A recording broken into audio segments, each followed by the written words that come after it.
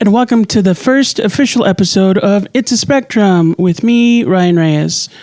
This one is going to be different from our other podcasts. It's going to be a lot more centered around the autistic community. My ultimate goal with this show is going to be not only to explore the community, but to sort of like give a window/voice for the community and just normalize like us existing. Because there's a lot out there that's misinformation, misinterpretation, and I think that it's by time that, we discuss some of it. So thanks for joining. Today, we're joined by recurring guest from Un Poquito, Dani. Hello. How you doing? Good. I wasn't sure if I was supposed to say anything else right there. You can if you want to. I don't know if you want to use your because you how do you go by in not public but in person? Is it just Dani? Yeah, just Dani. Dani. It's Danielle if I want to be formal, but most of the time it's just Dani. I went to school with a Daniel Reyes and a Danielle Reyes, and my middle name was Daniel, so that was oh my goodness, was crazy. You're all over the place. Can you tell us a little bit of your personal history? Like what's your diagnosis story? When I was 5, because I'm going to just go all the way back. When I was 5, I was rejected from a school because I didn't have enough social skills. And at the time, my mom was like, but I socialize her. I don't understand the problem. And I was just the kid that did things my way. And my family was like, oh, that's just Dani. So then I got into high school and I learned about autism. I read about it in school. I was in a psych class. Right. And as I was reading it, sitting in my desk, I was looking at the text and I was like, oh, this is me. And then I went home and I told my mom about it, and she has early childhood education. So I was like, surely she would know. And she's like, no, you're not. And I was like, oh, okay. So that was 17. And then 2020 hits. So I'm 27. 10 years go by, and in that 10 years I consume some media that has autistic people in it. I find out that noise canceling headphones are good for helpful, and weighted blankets are helpful. So I kind of just started accommodating for myself, even though I didn't know. I was like, oh well, maybe I'm just adjacent and these things will be helpful for me. So okay. Then I was 27 and did all the research, and there was a lot more research specifically about women too. Right. So that all reaffirmed what I knew, and I was like, haha, I knew this 10 years ago. So then I got I would call it a second opinion type of diagnosis with a person. And that was, so it was July when I recognized it for myself, October when I started posting on social media, and December when I had a professional confirm that for me. Right. Which I think is interesting because that's kind of hard to get, especially once you're an adult. Yeah. Was there any resistance with your initial assessment, professional assessment? No. So the kind of loophole is that I had to find a provider out of state. So I couldn't use insurance, and I didn't have her do the whole psychological write-up. Right. So, I couldn't get accommodations in a workplace with the information that I have. I would have to go get a different formal assessment, on letterhead, all that stuff. It's just very expensive, and I don't need to do that right now. If my life changes, then maybe I'll do it in the future. But right now, I don't need to do it. So what did that feel like that sort of realization? Because I always feel like people expect a sort of epiphany moment. Mm-hmm. And I think when it comes to understanding a diagnosis as an adult, I feel like what people don't grasp fully is you're not learning something new necessarily. You're identifying something that has been consistent in your existence. Yeah, you're getting language for the thing that has already been happening. It was already happening, now you know what to call it. Mm-hmm. And now I know how to describe it for other people. And now I know how to show them, look, see this information, or see this media representation. Yeah. It's not just me. This is a thing. This is why. The question was, how did it feel? Yeah. Getting the information. So when I was figuring it out just for myself, it was July 2020. It was peak quarantine. I had roommates, but they basically lived with partners or family. Right. And I was just spending so much time alone. I figured out the whole autism thing about myself because I casually said it. And then a friend was like, oh no, honey, yeah, definitely. And I was like, wait a minute, what? Because this person knew me since I was a kid. And I was like, why didn't you tell me? And she was like, I thought you knew. It was like so obvious. Yeah. So I did all the research, and I really love academic research. So I was looking at like peer review articles and all of that stuff. And it wasn't until August or September that I started joining like the TikTok world and learning that other people were talking about it, and then continuing to just be affirmed and affirmed. I would say in the beginning, it was mostly just exciting because I wasn't worried about what anybody else thought. It was just feeling like exploratory and curiosity and exciting. And then in December, when I got that confirmation, I didn't expect it to hit different, but it did. Right. It was like, oh my goodness, this is real. I didn't just make this up in my head.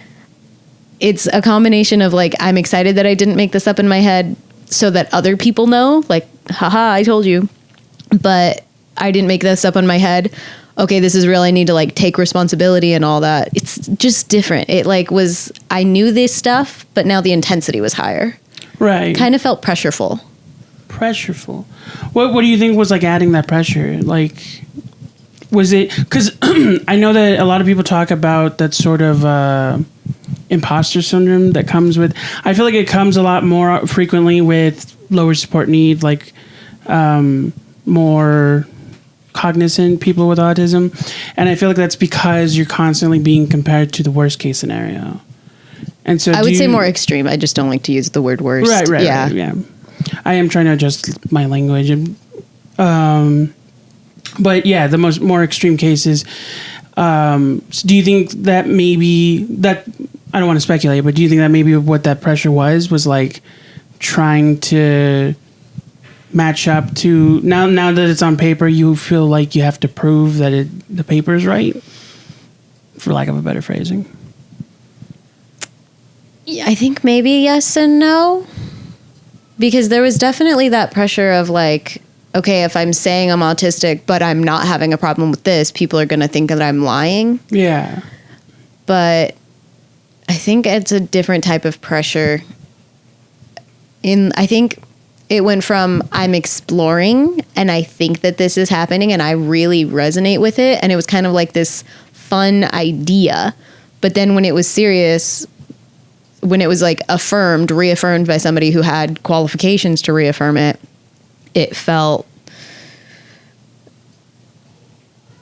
I guess, more serious. Like it's not just fluffy okay, maybe thinking about it. Right. It was like, no, really. And knowing that that's something that continues to impact you. Like it wasn't a phase, basically. Right. Which is funny because like I knew it, but it was just different. When you said imposter syndrome, I think that's part of what it was, is like, I was like, no, maybe like not, you know how everybody says, oh, I don't want to co-opt the language. I never felt like I was, but then it kind of felt like, no, I really am. And that people were going to perceive me as co-opting the language. Yeah, I definitely feel like I was diagnosed younger, and I feel like in certain circumstances, it made things make sense. But as I got older, it was a thing where like I had to understand as much as I could so that I could explain to everyone else why it was different. Like I have issue with problem solving. And that's a developmental thing. That is an issue that was prevalent when I was a kid. And when you're a kid, like it affects your schoolwork. So there's a direct cause and effect that someone can monitor. As an adult, people don't understand where that impacts me. Because for the most part, I've worked on it, but it's also like I still have a learning disability. A recent example was like a couple months ago, or it was a while ago, it was like in the summer. My washer connects to the same drain pipe as like the sink on the other wall, and it started to flood. And we went through this whole process trying to figure out how to handle it. And I'm not like a handy person. I'm not incapable, but I just like never had to before. So like I worked my way backwards. I started with the what the immediate danger was, which was like the water was filling in the sink and it was falling onto the floor. So the first thing was to get the water out so that it wouldn't fall on the floor. And then I worked back towards, the short of it was I figured out that you just have to turn off the water valve. But that's like, for me, a perfect example to use for other people is like, yeah, most other people would just know to turn off the valve. Or like they called their dad, they called their mechanic. That's the immediate answer. That's what my dad would have thought of initially.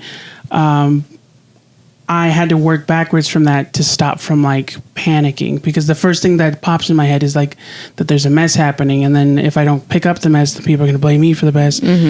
It's just a thing where like I do understand where like sometimes it feels like you have to know exactly what's happening so that you can explain it to people, otherwise they won't believe you. So having examples like that, I think is helpful. It is and it isn't, because it's also like it's a catch-22, because if you're able to explain it, then it sounds like, then some people will take it as, oh, well, you just read that in the book and now you're like they take it as hypochondria, and it's like, it can't be everything. You know what I mean? I can't assume I have all the specific to autism. Yeah, no, that especially frustrates me, because a lot of people were like, well, you just heard about this on TikTok. I'm like, actually, it's been a decade. Yeah, that's it. No, you're hearing it on TikTok. But that's a big thing, projecting. People are like, no, you did this. And it's like, actually, you're the one doing this or thinking this. Yeah. But knowing, and then also knowing they're like, okay, well, you know the problem, fix it. And it's like, also, it doesn't have to be a problem. It could just be like, hey, let's acknowledge this is what's going on for me. Yeah. I hate the concept of people saying, well, you know the problem, fix it. You're just looking for an excuse, blah, blah, blah. It's like, you can be a person and have a need, and just because another person doesn't have that need doesn't make it invalid for yourself. Yeah. A lot of it is people don't understand, therefore they say it doesn't exist. Yeah, or like sometimes I feel like you come across someone who doesn't know that they might have it, and they had to learn without, so they expect you to learn without, and then they say the same things, and in my head it's like, yeah, but I can see you not being happy the way you exist right now. Like, you're uncomfortable all the time. Yeah. That very much reminds me of the like, I had to struggle, so now you have to struggle. Yeah, exactly. Yeah, people who had to mask, or people who had consequences like in school, getting in trouble, or I had a lot of more social consequences. I think that was the hardest part for me, is socially, and still probably have the most deficits in that area. So it's not something that affected my schoolwork. So nobody was like, oh, well, there's something quote unquote like wrong. Nobody thought to like go get it tested. It was just, I'm like weird and rude. I got that a lot. But people didn't understand that there was anything going on. So they were like, no, you're just like a bad person. Yeah, I also don't like the way they try to quantify. Like, I do like how they're changing the terminology now regarding autism with the levels and how they discuss the spectrum. Because I feel like before they would constantly try to create barriers to like sectionalize. That's not the right word. That's categorize? Categorize, I think is a better word. Autism, so that they can understand what to address and what to ignore. You know what I mean? Like, I remember hearing from different people. My specialist said that I had autism. Like, I was autistic. But then people were like, yeah, but it's just, in some categories, it was written in my form as like a social disorder, and some of them behavioral. And so often, like, as I got older, and I do often like thank my mom for this, because a lot of it came from her pushing for them to understand. It's like, no, the parts of it that are developmental are still there, and they're still constant. Because they would try to like take me out of, essentially a lot of it came down to my IEP. They would try to adjust what I was getting assistance for, because they were trying to prove that I didn't need as much as I was asking for. That's a frustrating situation to be in. I'm really also grateful for your mom doing that for you. So speaking of like, you talk a lot about your own personal journey, not just, in the episodes, but also like it seems to be a predominant portion of your content. Mm-hmm. A lot of it. You mentioned that you're working on a blog, and I do see like a lot of that in your just like, even just your TikToks are a lot of like self-analyzation and processing. What? I lost the question. There was like a whole set of last question. It's okay. I see where you're going. But Yeah. Go ahead. Sorry. Would you consider yourself like more advocate, or do you think you're just going through your own journey and sharing it with everyone? I think I'm going through my own journey and sharing, but not only sharing my life, also sharing like, this is what I've heard. Right. Like, these are the voices that I've heard. This is the language that I've heard used. Fun fact, did you know a lot of autistic people are also queer? Like, stuff like that. Yeah. Not so much like, you need to do this and legislation needs to do this. I don't not believe those things. I'm just not equipped to Right. You're just sharing what you know. Yeah. And I also don't like, people put advocate on me. I didn't go seek out the advocate or educator. Right. So for me, I'm just like a casual, like, oh, I'm your autistic friend, and these are just things that I know and things that I want to talk about. A big part of it was that in the beginning, I didn't have anybody to talk to. It's quarantine, and also like, this is new. I don't know how I want to share these things with my friends. So it was an outlet of like, hey, I'm figuring this out. Let's talk about it. And there were people that also wanted to talk about it. So it was really fun. And I love the self-analysis perspective, because then other people were like, oh, wow, I do that. I didn't think about it like that. Or, oh my gosh, my partner does that. Or my kid does that. And just finding ways to help myself too, not only understanding, but also helping. And then other people being like, oh, that's an accommodation? I didn't even know that. And it also goes both ways. So if I'm struggling and somebody puts in the comment section, that's also helpful. The blog is definitely a lot more internal dialogue and monologue, which is really fun and also kind of terrifying to share with the world. Like, I might just sound like I'm rambling and nobody else thinks this, and I'm just like, because you don't get that immediate feedback. Right. You have to like wait. People read it, people share it, and then it comes back to you. Yeah. If it even does, because, when you like start off, there's like 3 people reading it. Where are you, if I can ask, where are you like releasing your blog? It's on Substack. Honestly, Substack. I forgot for a second. Yeah, it's on Substack. There is a monetization model for that. I'm not really worried about it. I don't think I have it set up to do that yet. Maybe down the line. I have a hard time with the idea of putting any sort of content behind a paywall. Right. I want to, but I'm also like, I guess that's kind of imposter syndrome in itself. Like, no, not I get that. worth I definitely it. felt like that when I first started TikTok. Because I wanted to make sure I was just making stuff for me. And I think that's like a common thing. Autistic or not, I think it's a common thing where you have to balance between when it starts benefiting you financially and like just doing what you want to do. Because it definitely becomes a job. Yeah. And I've seen you're in a few different avenues right now, right? Like you have the TikTok. I've been catching your morning Twitch streams. Oh yeah, that was fun. Those are fun. What I find those interesting. I've only been in a few, admittedly. They always seem to be doing something a little bit different. You like balance between things, right? But they always seem centered around, I don't know, I don't want to misinterpret, but centered around like exploring mental stimulation. Would that be apt to say? I've noticed like it's a lot of puzzle games and word games, and there was those couple where you were just like looking for new music. Oh, I was looking for like the stimulating, like a stimmy music. So I would say that the word games and the puzzle games definitely like those are working your brain, and that's just because that's what I like. So I'm just doing the thing that I like. Right. And I found that was the most accessible, and also like kind of a script that I can follow and I know what to do and people know what to expect, especially the Wednesday, it's all word games. Right. And they're typically the same word games. So people know like, this is my favorite one. I want to jump in for this one. So part of it is the consistency and the having an activity. Also, while I'm having the activity, I'm just kind of stream of consciousness and going back and forth with the chat. Like, It's also meant to be supportive and encouraging and community focused and centered. Like, how is everybody doing today? My sister does join me for the Friday streams now. They're really fun. And there's a co-accountability, like checking in, like, oh, how was the party that you just had? How is potty training going with your kid? How are your plants doing? And for my sister, we were like, okay, you have to make a doctor's appointment by the next time we're on stream. And she did. Really cool.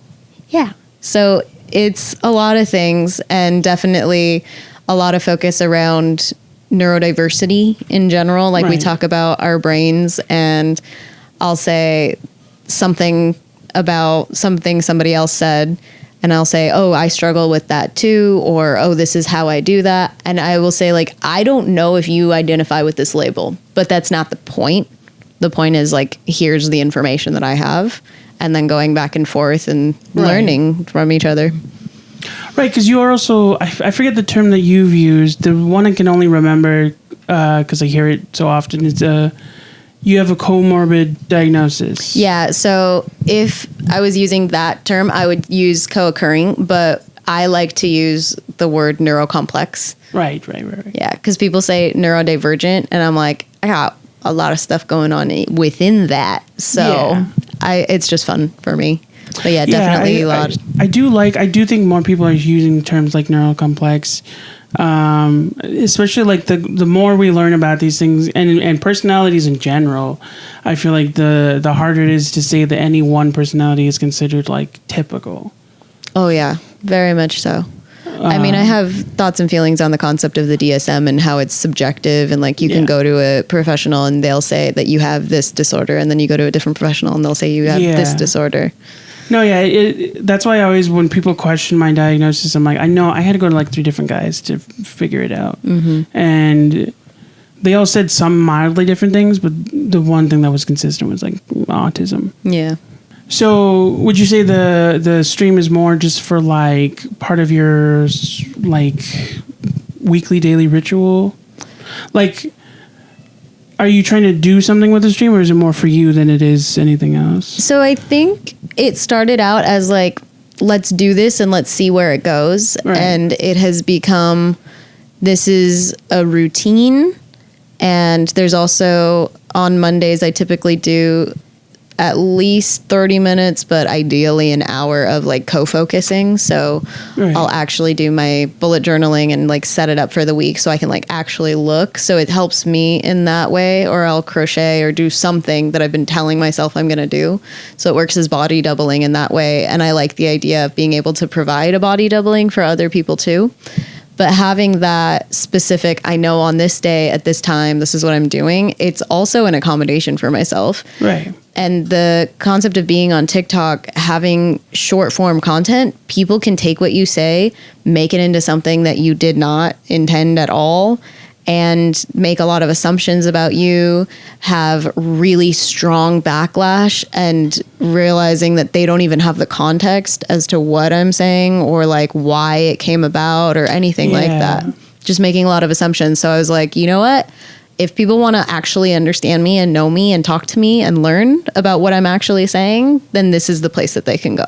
Yeah, that's part of like what drove me to make this was like, I talk about autism a lot when asked,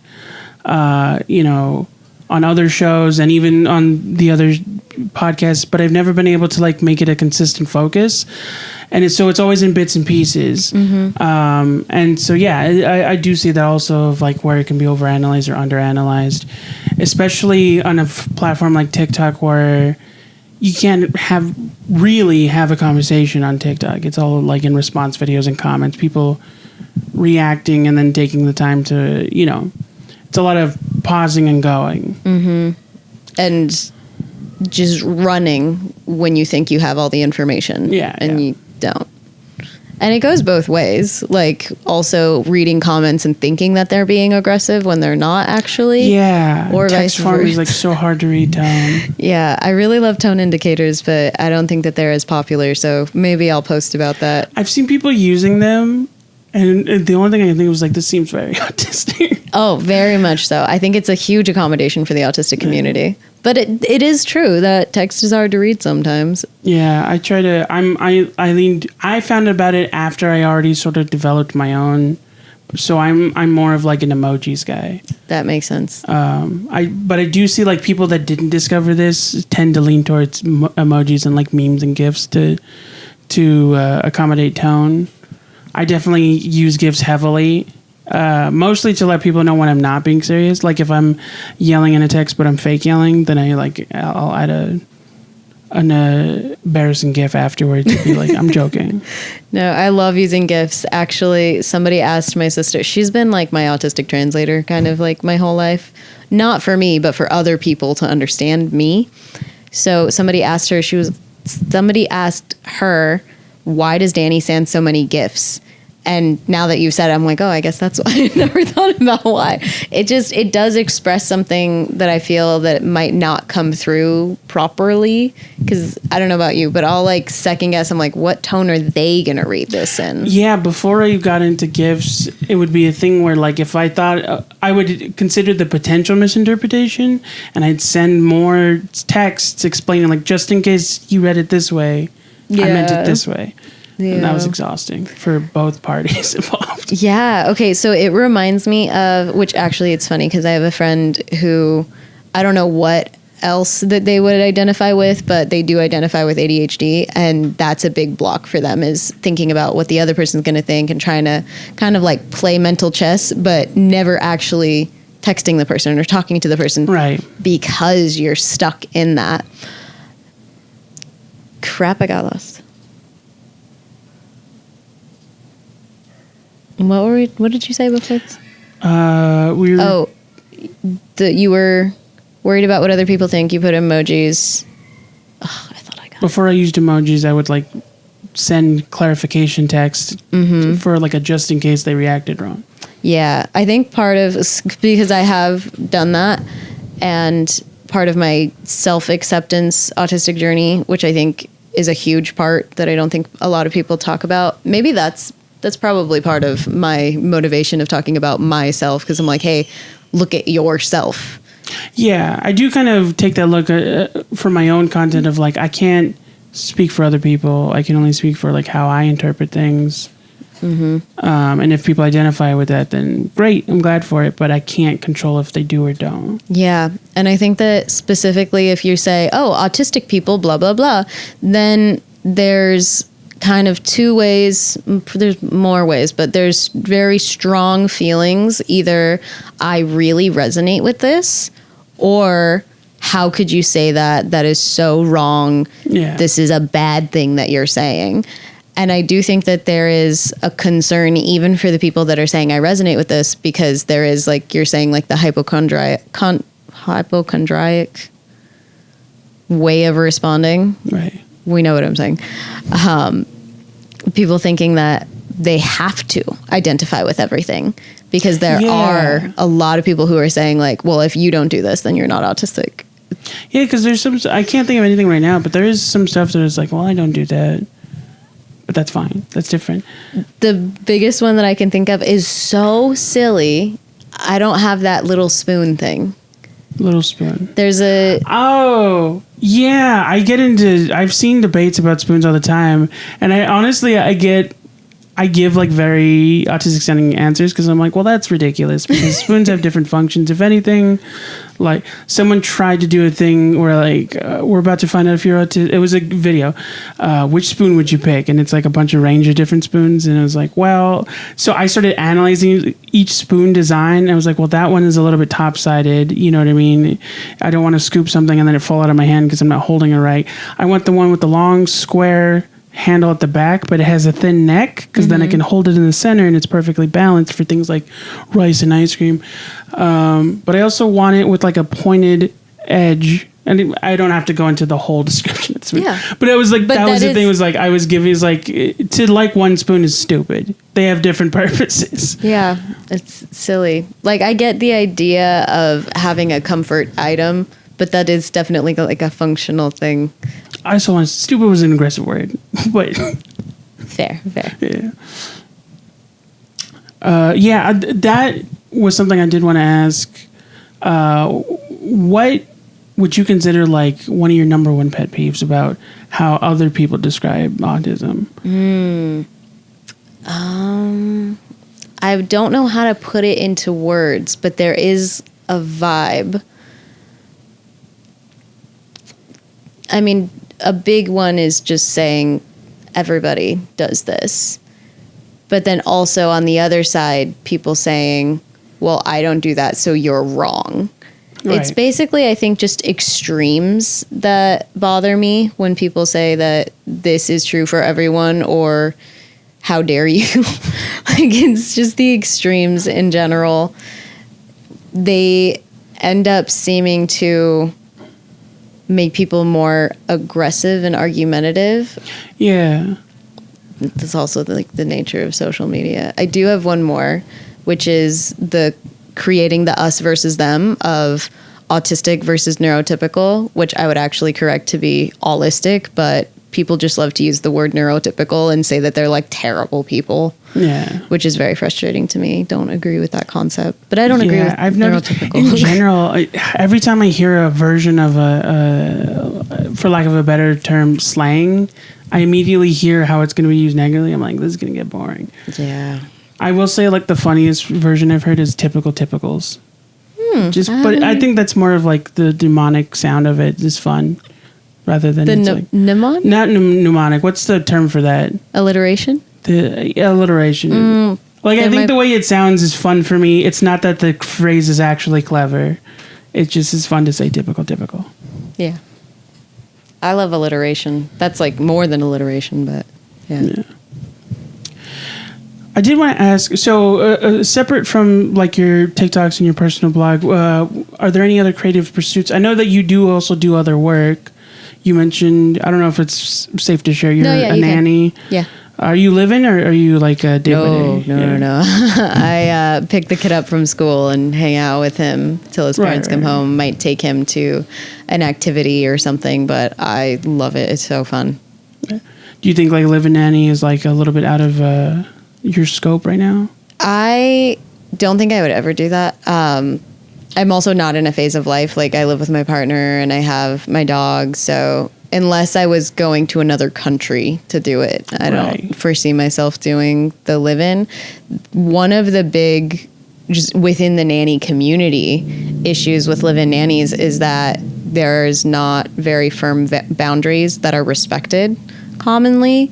So they'll just kind of like give the nanny the kid anytime, which I would not like that. It would be really hard, especially before now. I think now I have a lot stronger grasp of my needs and more comfort in creating boundaries and setting and establishing and continuing them. But the older version of myself would have just been like run ragged if somebody else wanted to take advantage of that. Yeah, the reason I ask is because I've done a lot of like gig work and but one of the things I've done before, sparingly, like not consistently, although I am looking into it, is I've house sat and I've dog sat and I've baby sat, and a few of those instances I had to like live in this space, and I don't know what it is. There's definitely things that I have like struggle with sometimes, but for the most part, like if I can make it past the first day, I acclimate really quickly to new spaces. And I don't know what that is. I just wanted to see if that was similar. Do you think that you have to have like, I guess that's what I'm asking, because I know a lot of people aren't necessarily what I would say introvert, but more like, I don't know if there is a phrase for it. Do you think you have to have your own like haven separate from like your work? Like you can nanny for when they need you, but it's necessary for you to be able to come home. Yes. Yeah. I need strong differences in order for me to, and it also is, I need to feel safe. Yeah. So there are certain things that I would do or certain stimulation that I would be tolerating in one form or within a short period of time, but then I can only withstand it for that long. Yeah. And then I need to go back and recharge and refresh and do things my way. Even when we go camping, like I want to bring this thing because it makes me comfortable. Maybe it's not considered essential for like life, but I like to have my things. So actually my partner and I house sat for a couple of months. Like it didn't start off that way, but this person was like, I'm just not coming back. So go ahead and keep hanging out. So I was like, all right. It was really fun and cool, but also I just kept going back to my house and like, oh, I need this thing to be more comfortable.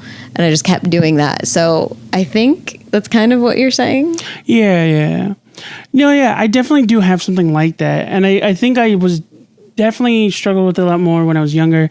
But it could be because we kind of moved around a lot when I was a kid. Not a lot, but like we moved frequently throughout my childhood. More than once, I think is better phrasing. But it became a thing. Once I figured out like what I need in order to live in another space, I got very used to it. I do get anxious like the first night. But I will say something that helps, and it's going to sound silly to people. I don't have another word for this because when I try to describe it, it's the word everyone else puts on it, but I have a security blanket. Oh, yeah. And it's not, it's not, what's that character, Lionel from the Peanut? Linus. It's just a thing of like, I have recently figured out why it makes me comfortable, and so that helps me explain it.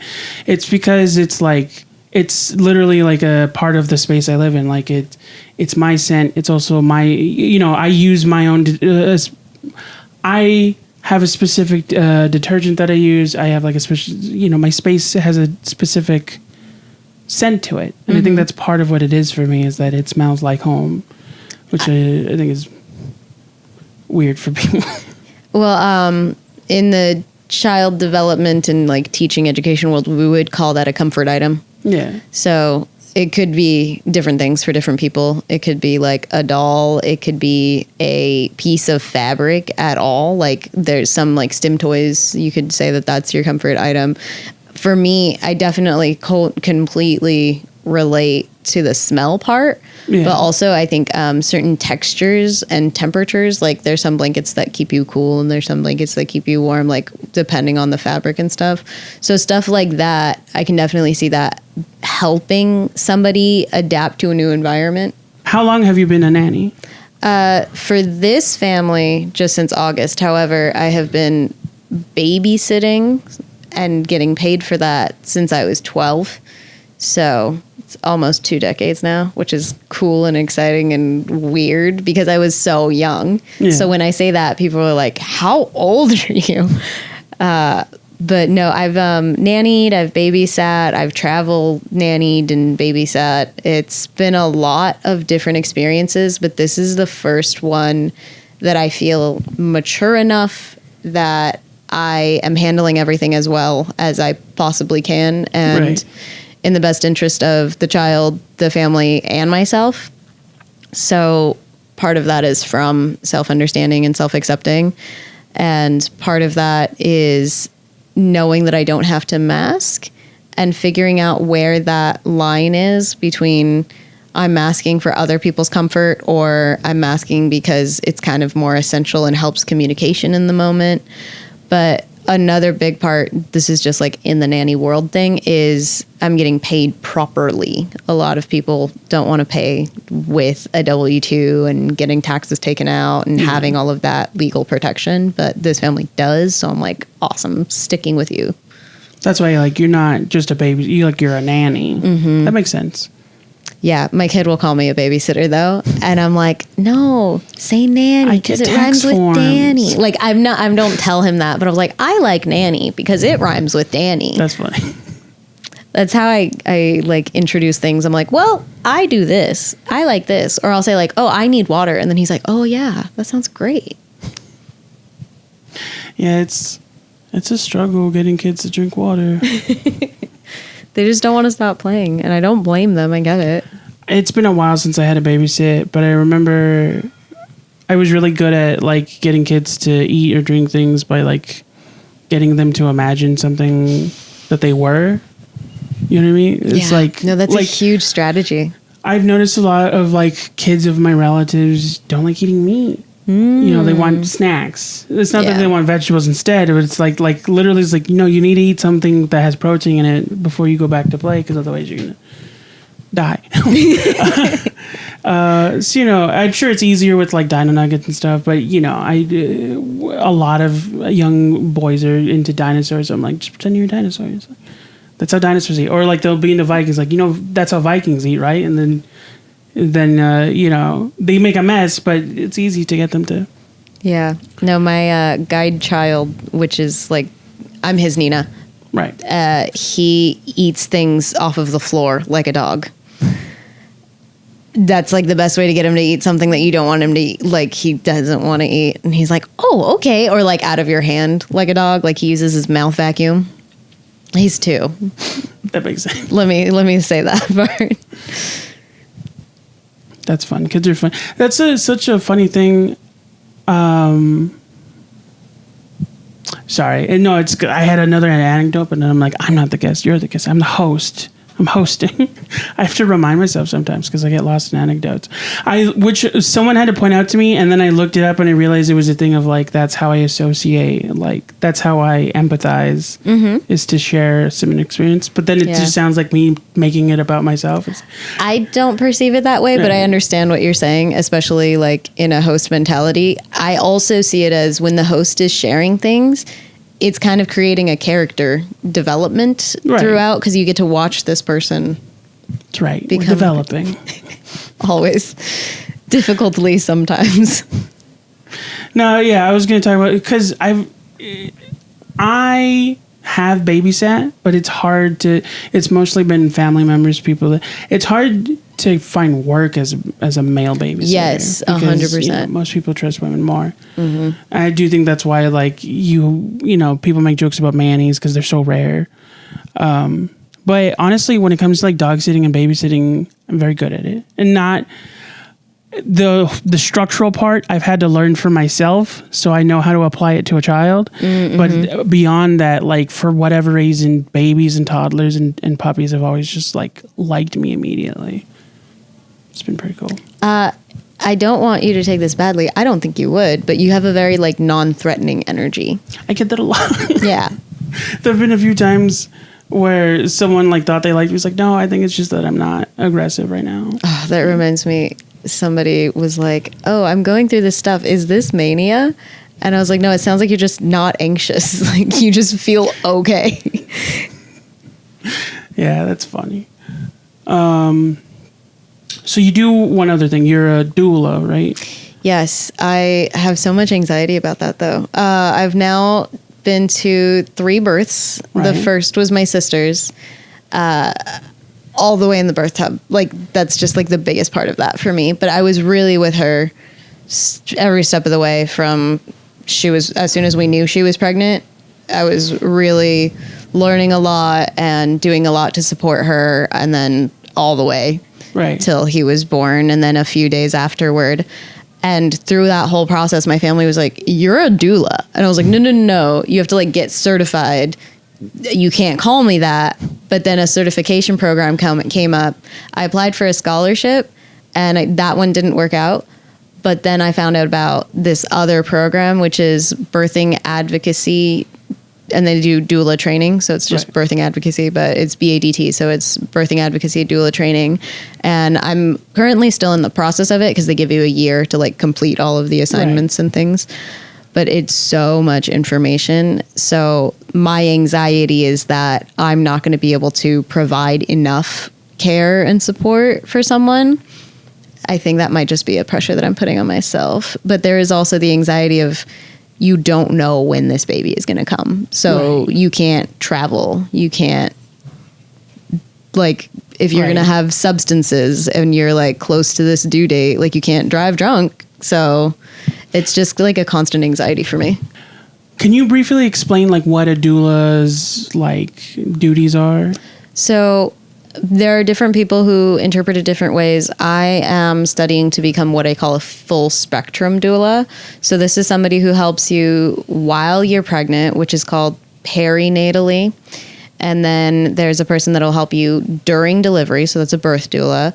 And then there's a postpartum doula, which helps you after delivery. And there's also an abortion doula, which turns into a postpartum doula because after an abortion, you are in a postpartum period. Right. So I'm learning about all of that. There are different variations. There's somebody who will just do one of those things. And there's also what you would call like mother's helpers or night nurses. So people, when they hear doula or when they say doula, might be talking about any spectrum variety of those things. I have done perinatal, during birth, and postpartum, just not a lot. I don't have a lot of experience yet, so I've definitely got that imposter syndrome. So, but you're trying to be the spectrum, like you're trying to be like the whole. I don't know. Do you think right now you're just seeing which ones you prefer? I honestly think I love getting education. If I could just get schooling forever and just share what I'm learning, I would love that. This is also kind of that, what would you do if capitalism wasn't a thing? And I'm like, well, people are always going to have babies. Yeah. So it would just be nice to know. But really what you do is you provide information. You do not advise. You just say, here, this is the information, and you get to decide what you want to do with that. You can help the parents decide, do you want to do a home birth? Do you want to go to a birthing center? Do you want to go to a hospital? Help them find any sort of providers that they need. Like I helped my most recent client find someone who does placenta encapsulation. And the postpartum, well, during perinatal, you watch out for like mood disorders. You're making sure they're getting their sleep. You're helping them find resources. The training that I did specifically it's led by 2 Black women, and they make it very intersectional. So we talk about a teenager and somebody in poverty and a queer couple and somebody who doesn't identify as a woman or somebody who is being a surrogate. Because those are all very different experiences. So providing resources, especially non-judgmental conversation about what it is that they're going through. There's a lot of decisions that you have to make and a lot of information to wade through. So it's kind of helping through that. The most basic way to describe it that I heard is a cheerleader for a birthing person. Yeah, because I've heard that description before, but I do think it's a lot more in-depth than people understand it as. Like I did understand the concept of like you are there to experience what's happening with them, but I didn't know exactly the intricacies, and I think a lot of people don't know because usually when I hear it referenced, it's through television or movies, and it's always like the way I've seen it depicted is very simple. It's like she's there during the birth. And I think in some instances they reference it as an alternative to a doctor, but that's not the case. Yeah. No, that's a midwife. That's a midwife. Yeah. That also might just be me conflating the two. No, I do think it's a common thing that people conflate, because then as a doula, you have to tell in part of the training, it's like, hey, you're not a doctor. Like, remember, you need to stay in your lane. Yeah. So a lot of it is emotional support. We'll know like hands-on supports. We'll have affirmations or resources to things that are emotional supports as well. And having a doula, they've done studies, it really helps with birth outcomes, which would be the health and safety and the amount of healing time, the ways that the parents feel in general or the birthing people feel. So there are a lot of benefits, and it's one of those things that maybe we're not medically, depending on like your view of what it means. So it might not be something that is like essential, like whether the baby is going to be safe or not in the medical sense. Like I can't intervene in that way, but having a less anxious and more informed and comforted person. Yeah, to me it sounds very similar to like what the same intention is like going to therapy. A little bit. Specifically like for the birthing process. Yeah, definitely not therapy, but like a support. It's kind of like a support. It's an objective support system. It's like someone who's not necessarily family, who's there to provide suggestion and support so there's no bias. Yeah. It's similar to a therapist in that they have information and they know what you might need and they're going to explore it with you. But it's still ultimately on the person who's going through it to make those decisions. Yep. Yeah, and that's what I mean with the comparison. I think that's interesting. I think I've learned more about doulas right now than I've ever learned.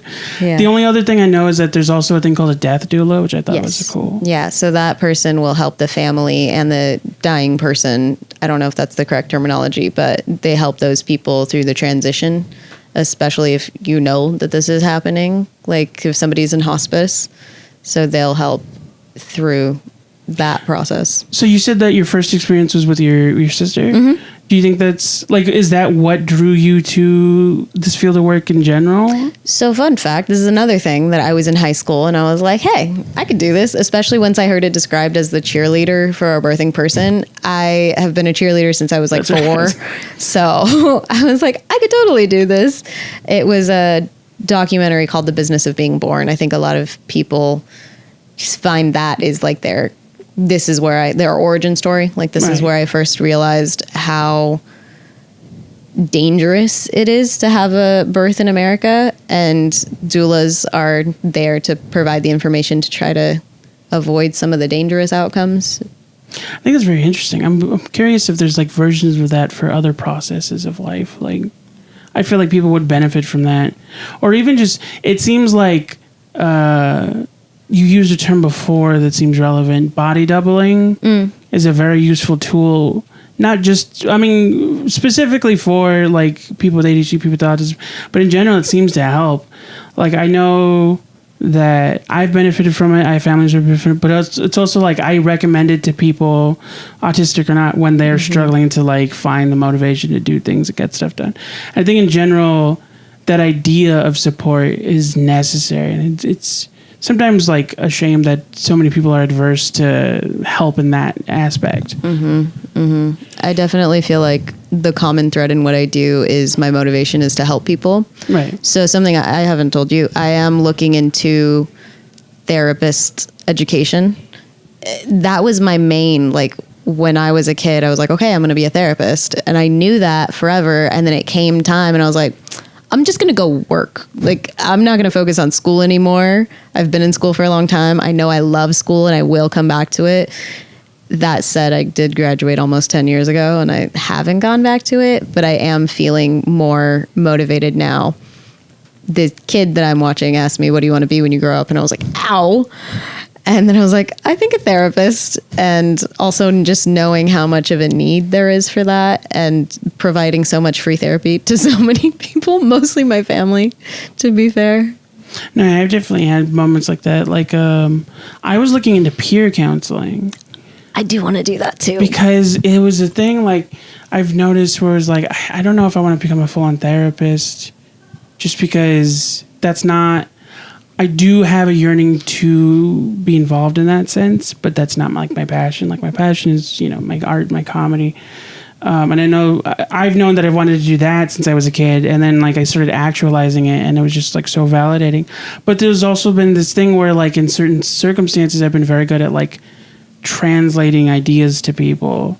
And so I looked into peer counseling. I didn't go through with it at the time because the only place I knew that had a training program was like a specific Christian sect, like you had to be in that church. And people were like, just join the church. And I'm like, that feels weird to say out loud and let alone do. Yeah. I don't want to do that. No, I have the belief that it's disrespectful to a religion to confirm or claim if you don't actually believe it, which is not to say that you have to be like 1,000% in, but I'm not comfortable with claiming that. It's also, sorry, what were you saying? Well, I wanted to let you know about PSR providers, and also I was going to say that you could be a PSR provider, and I could see you doing play therapy. What is play therapy? It's when, I think of kids, but I kind of think that we should do this for adults too. So the kid comes in, and there's just a bunch of toys, and you kind of watch how they play and also challenge how they play in ways that help you understand what's going on for them. Right. So if there's a house and there's a mom, a dad, a daughter, a son, just going heteronormative here, if they use the dad and yell a lot, like, oh, maybe that's what's going on. Or if they act out, the dog died. That is a way that children process it. They constantly talk about the thing that they learned. They draw the thing that they learned. So I babysat / nannied a girl who was in the hospital. She had a procedure done when she was 3. I don't know if she remembers it, but when they were talking about the story, she was just drawing it and talking about it and like, okay, we're going to play hospital and you're going to do this. And that was just their way of processing the information. So play therapy is both for the child to process and the adults to understand what's going on for them. Yeah. I definitely am interested in finding things that like help. Because I do think that like I have been the unintentional, not resource, but like point of reference to people. Because they'll find out, like people I grew up with or people that I used to go to high school with will find out their kid's autistic and they're like, is this autism? And I'm like, I mean, technically anything they do. Mm-hmm. If they're diagnosed, then yeah. But that's one of the common things I asked from parents, which sometimes feels just, I want to say like, I don't give out, I'm not just like throwing out parent advice. I don't have a child. I don't have any, but when, people find out autistic, they want to know. But that's one of the most common things is like how to communicate with them. And it's like all I can recommend is like stuff I've heard, stuff I've research that's been shown to me that seems to be backed and credited. But the number one thing I say is like when it comes to learning how to understand your kid, you just have to find how they communicate first and then work backwards. Yeah. And I think specifically for parents who have provided genetic material, there then becomes that like reflect, acknowledge things that you may not have known about yourself that now you're seeing manifest in your child. How long have we been going? We're at an hour exactly. Oh, wow. Maybe 57 minutes, considering all the little pauses. Yeah. I'm trying to figure out how to, because I'm trying to remind myself this is not a booking though.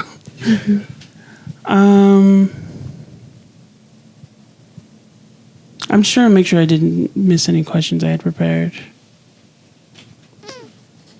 No, I think that's it. Is there anything else new? I think we've covered everything. You have the blog, you have the TikTok, you're doing Twitch, Instagram. Yeah, like Instagram. TikTok and Instagram, I feel like they're like one thing at this point. Kinda, yeah. I have the shirt. Oh, yes, you made a shirt. Where did that come? Like, what drove you to design a shirt? So I have liked the idea. It was back in like 2020. I would say things on TikTok and I was like, I should put this on a shirt.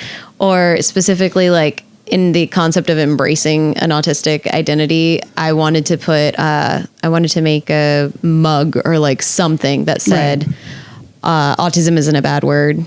Or autistic isn't a bad word. Like that was one of the first things that I thought. And I just had all these ideas and people would comment like, oh, that's something that you should put on merch. And I was like, okay. But I just thought about it for so long because this is what I do. I actually made these designs more recently on a website called Bonfire. I have like 4 designs total, but I was just leaving them there until a representative reached out to me using an old handle that I'm not using anymore, which is Rian and Dani. So it was in that inbox and they were like, hey, we think you should do merch. Like this would be great for you.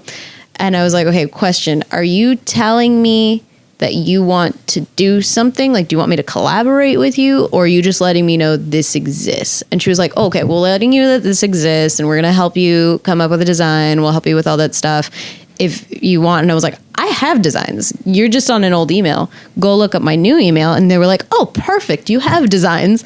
So they told me just pick one to start off with. And that's like the way that it's best received by audiences.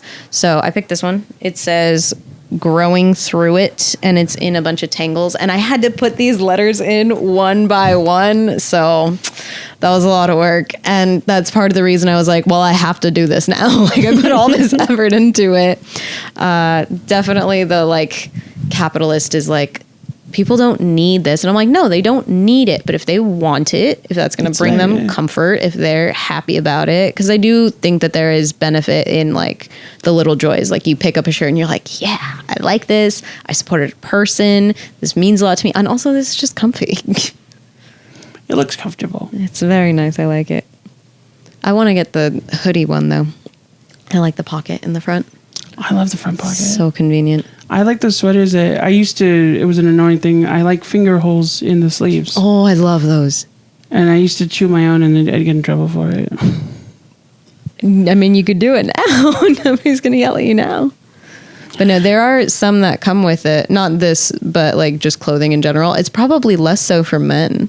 Because I think it's considered a fashion thing for women too. Yeah. But I love it. Yeah. There's a lot of stuff that I like. Like I like the idea of, for a minute almost got into like little bags, like backpacks and stuff, just because I like novelty. Oh, I am crocheting. So, but you're saying, like you wearing them? Like men's satchels. I was into it for a minute.